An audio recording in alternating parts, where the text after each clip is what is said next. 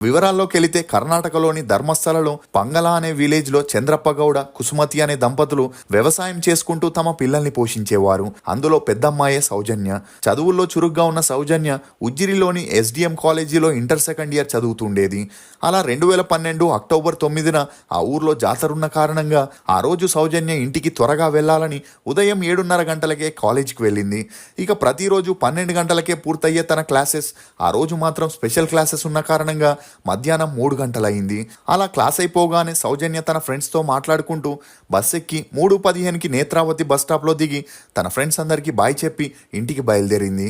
ఇక bus stop నుండి తన ఇంటికి నడుచుకుంటూ వెళ్ళడానికి 20 నిమిషాల సమయం పట్టగా ఆ మధ్యలో ఉండే ప్రకృతి అనే హాస్పిటల్ దగ్గర తన మేనమామ కనిపించడంతో సౌజన్య అతనితో కాసేపు అక్కడ మాట్లాడింది. అంతేకాకుండా ఆ రోడ్లో ఎవరు వస్తున్నారు, ఎవరు వెళ్తున్నారనేది కూడా ఆ హాస్పిటల్కి ఉన్న సీసీటీవీలో రికార్డ్ అవుతూనే ఉంటుంది.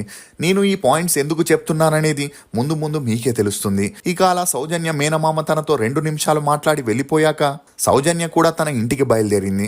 అలా 10 నిమిషాల్లో ఇంటికి చేరుకోవాల్సిన సౌజన్య రాత్రి 7 గంటలైనా ఇంటికి వెళ్ళకపోవడంతో తన తల్లి ఇమ్మీడియట్గా భర్తకి ఫోన్ చేసి కూతురు 7 గంటలైనా ఇంటికి రాలేదని చెప్పడంతో సౌజన్య తండ్రి చంద్రప్ప హుటాహుటిగా ఇంటికి వెళ్లి సౌజన్య ఫ్రెండ్స్ అందరికీ కాల్ చేసి తన గురించి అడగడం మొదలెట్టాడు.